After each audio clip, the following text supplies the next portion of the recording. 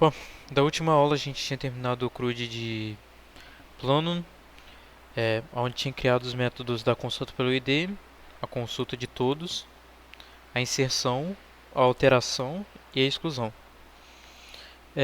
Desses pontos aqui a gente abordou tanto a construção da controller, que é a camada responsável por disponibilizar os endpoints, qual eu repassei todos aqui.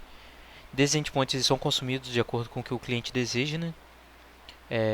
Aí é que eu defino o path, da onde que vão ser consumidos, o path da controller e o path individual dos recursos. Por exemplo, se eu quero consumir um recurso da consulta pelo ID, eu iria fazer a consulta no diretório onde está no endereço onde está o nosso servidor, né? Barra plano, barra o identificador que a gente utilizaria. No caso, poderia ser o ID 8, se eu tivesse cadastrado no nosso banco. Depois eu tenho a camada de facade. O papel dela é disponibilizar os serviços para a camada de controle consumir. Como a camada de controle só tem um papel de disponibilizar os endpoints, ela chama a camada de facade para atender o recurso específico. Como a gente passou pela consulta do ID, ele manda o que o usuário mandou como parâmetro, no caso foi o identificador único, e retorna um DTO daquela entidade que está sendo consultada. No caso é do plano. E aqui tem um passo que é um mapeamento, que ele consulta na business o plano, só que a business retorna a entidade. E aqui a gente mapeia para DTO. A gente faz esse passo principalmente para não deixar explícito algumas informações do banco de dados. Se eu pegar o retorno que eu tenho aqui da business, eu tenho entidade plano. Dentro dessa entidade eu carrego a anotação de tabela, a anotação das colunas e várias informações que eu não desejo que exponha ao usuário. E principalmente as entidades elas são marcadas no JPA por essa anotação @entity. E o que acontece? A nossa ORM fica observando essa @entity, essas classes que tem essa @entity, de uma maneira diferente. E a gente vai analisar aqui o seguinte: como que ela reage com o DTO e com a entidade, a forma distinta que ela trabalha.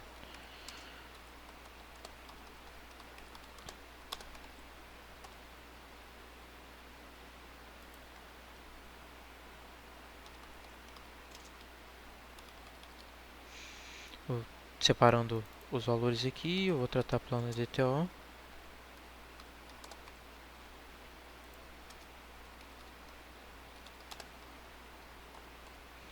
Certo? Então aqui eu vou fazer o seguinte: vou fazer uma consulta, inspecionando esse cara, e a gente vai ver como que ele reage. Beleza, estou com o meu servidor aqui de pé. Fazer uma consulta pelo identificador 8. E aqui beleza. Aqui eu vou receber uma entidade da minha business. Posso até ver a classe que ela é. A descrição é um plano lixo, o nome é plano a ser excluído e o identificador é 8, certo? Aqui eu converto para DTO e esse DTO ele tem exatamente os mesmos valores que eu tenho na minha entidade. Então por que eu preciso desse mapeamento? A gente vai ver agora. Eu vou retornar esse DTO, vai retornar as informações, certo? Beleza. Então aqui eu vou fazer o seguinte: em cima da minha entidade eu vou alterar a descrição.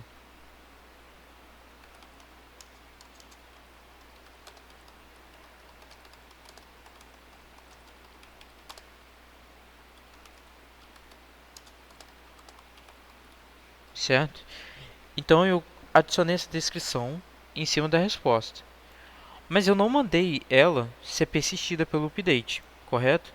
Se eu pegar aqui, eu só usei o plano business.getById. Mas de nenhum momento eu pedi para a nossa ORM ir lá no banco de dados e alterar esse cara. Mas a gente vai ver como que ela vai se comportar.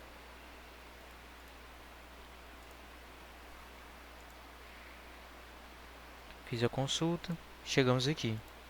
Aqui, nesse passo da consulta pelo ID, ele vai fazer um select para mim. Beleza. A nossa entidade, voltou com a descrição, plano de lixo e o nome plano de ser excluído. Beleza, vou passar para o próximo passo. Eu ainda continuei, vai ser convertido para DTO e vai ser mandada essa resposta. Porém, você vai aqui no banco de dados.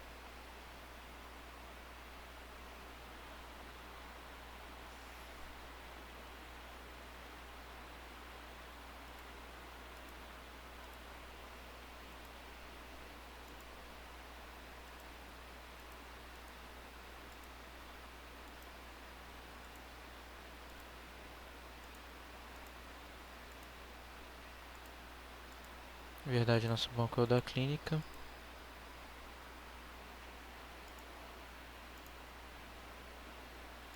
Um plano. Eu tenho um plano 8. Plano lixo, plano ser excluído. Certo. Ao completar esse fluxo, ele realizou um update em plano. E aí, se a gente analisar aqui, ele alterou a descrição do plano. Mesmo eu não tendo feito nada sobre essa entidade, por exemplo, um plano business.update. Eu não fiz essa instrução. Só de ter alterado, a nossa ORM observou essa alteração, foi lá no banco de dados e alterou essa descrição.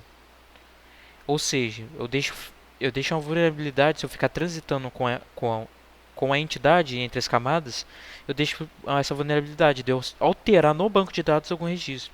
Por quê? Por conta dessa anotação, @entity, uma entidade ela pode ser alterada e o Hibernate, ou a ORM que a gente está usando em questão, já vai fazer o papel de ir lá e alterar esse cara no banco de dados. Isso daqui é perigoso, obviamente. Se eu mandar para uma controller, a controller não deveria ter responsabilidade nenhuma de uma alteração direta ao banco de dados.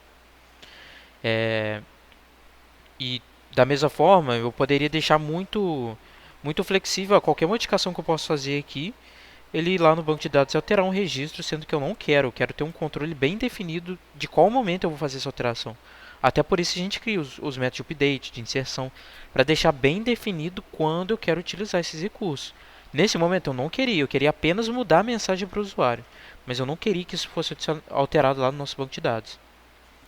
Certo? Então eu posso voltar aqui, tirar esses caras, e eu vou fazer o mesmo passo com o DTO. Só que com o DTO,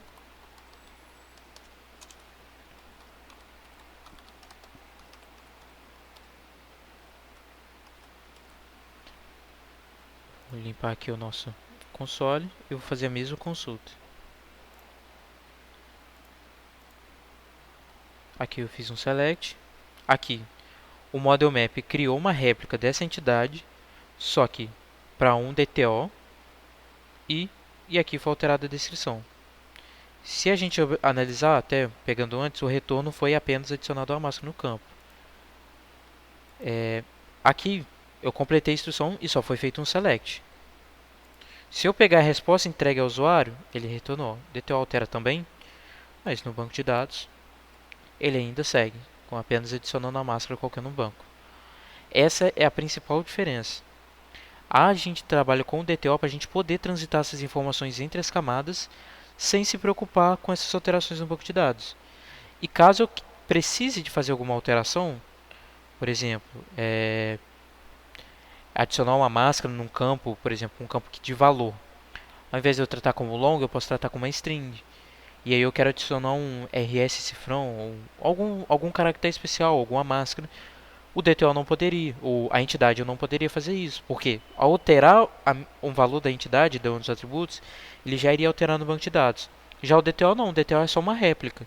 Então a gente consegue transitar essas informações e entregar ao usuário, até da forma que eu quiser tratar, de forma específica. Por exemplo, nesse recurso eu quero tratar para exibir dessa maneira, mas já no banco de dados eu não quero que altere essa informação, eu quero manter a informação do jeito que ela é, a forma mais limpa dela, né?